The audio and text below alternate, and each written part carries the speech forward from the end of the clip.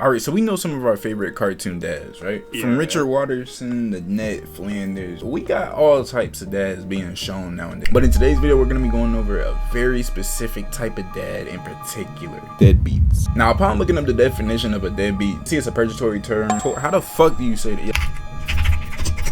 Nigga, how am I supposed to sound that out with that? You know what? I got y'all.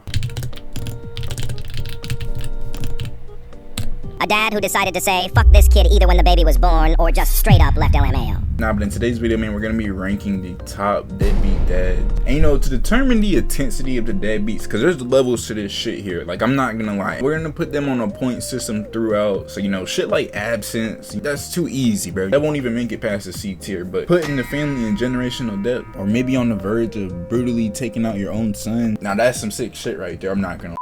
Now, starting off though, we got Richard Watterson. On surface, we just got a pink bunny who somehow manages to dodge every negative in life while also potentially screwing over everyone else in the mix. And to start with Exhibit A, we go back to season 2. We go to Gumball's mom bringing in groceries, and it looks a lot better than the shit that they're usually bringing in. So they question, you know, why can't they have stuff like this all the time? And their mom basically tells them that they're fucking broke, right? And so they start to do some digging to find out how did they get so broke, only to find out this man Richard spent $24,000 on a star. And like, off rip, bro, this nigga sets a pretty low bar. You know, your family was already damn near at middle class. I mean, bro, you can look at the house, bro. Look at the neighbors.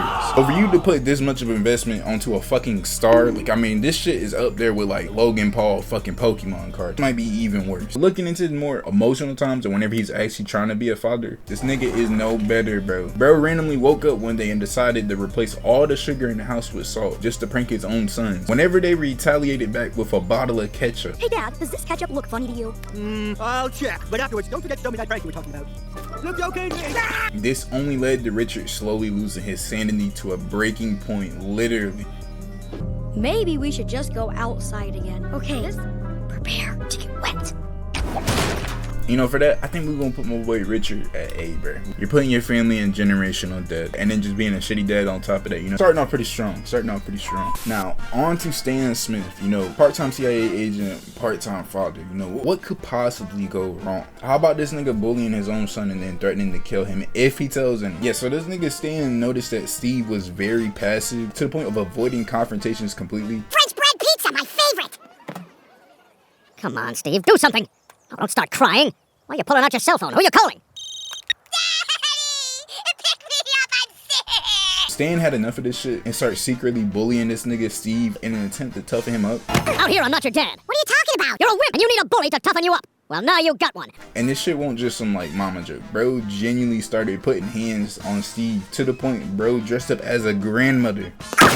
I guess Stan thought this would eventually work, but this only did nothing but lead Steve to finding Stan's old bully on Facebook. Bro could have tried talking this shit out or just literally letting him be passive. But nah, you know, it seemed being a bully worked for him. And, you know, combining this with this nigga's usual obliviousness to his own children's issues, we're gonna put Stan at B. He's horrible, but at least this nigga's keeping the lights on. On to Mr. Krabs, this one right here was a little bit tough, I ain't gonna lie. Some niggas try to say, you know, he loves Pearl and all. He's not a horrible father in the sense of love, but this nigga's cheapness is deadly, bro. We go to season 4 of SpongeBob where it's Pearl's birthday, and off rip, Mr. Krabs does not have a single fucking clue. She pretty much starts begging him off rip not to be cheap for this birthday. Mr. Krabs agrees, and then off rip, this nigga had Squidward using 400 pounds of Krabby Patty to make a sculpture of Pearl. Served dishwater as drinks, and then got this nigga to karaoke to the boys who cried.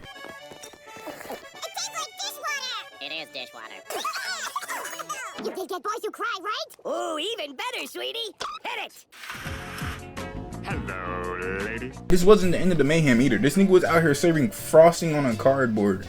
And niggas be claiming Mr. Krabs actually cares for Pearl, but I don't know, bro. It's giving more of a bare minimum. To be fair, he does own the most successful business in Bikini Bottom. So for that, we're gonna put him the B tier. At least Pearl will have some money to inherit whenever he dies. Now, on the Homer honestly is not that bad. Don't get me wrong.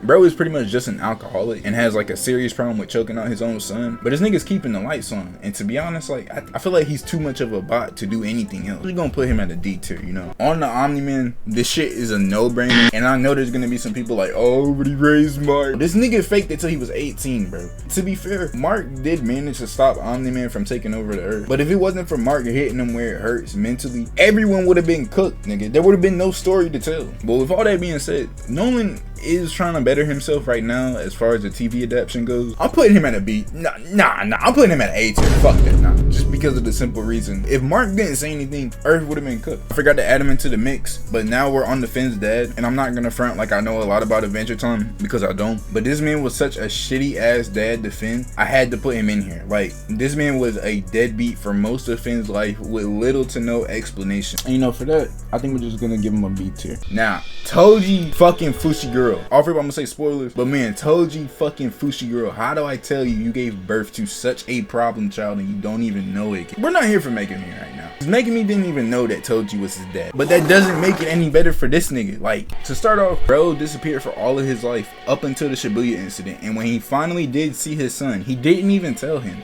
He just killed himself in front of him once he found out that it was his son. I feel like this was like the slow downfall of this nigga Making Me, bro. Like, don't get me wrong, he didn't know that was his dad, but you cannot tell me at that point this nigga was all happy go smiles that he just dodged that shit. No, this nigga was damn near traumatized. He was not ready for the Shibuya shit, bro. And mind you, before Making Me die, he made sure that he fucked over everyone. And this did nothing but cause them to fully restart their world. For that, we're gonna give Toji his own fucking category. Bro managed to help in wiping out a good chunk of the best sorcerers while being dead. Now, Rick Sanchez is a fucking horrible. There's a mountain and then there's Toji, but Rick is pretty close to that mountain. I'm not gonna lie to you. Pretty sure we all knew this nigga was an alcoholic. Shit, that's probably the least of his sober issues. Apart from the alcoholism, we got the emotional abandonment from Rick. Like, he is completely absent for Bev's whole childhood. Manipulates her love because he knows that Bev really just wants some validation from him. And this nigga's no better as a grandfather. The amount of psychological damage that nigga has done to Morty, I mean, I'm not gonna lie, bro. It's up there. And Summer doesn't even get put into the fucking equation. We're gonna play him in a B tier. That's gonna wrap it up for today's video, man. Told you was definitely at the top of this leaderboard. If y'all boys do enjoy, man, make sure y'all like, subscribe, and comment down below. You back to cheating, bro. This year, that's my goal. That's my goal for 2019. 16 years. How long you been faithful?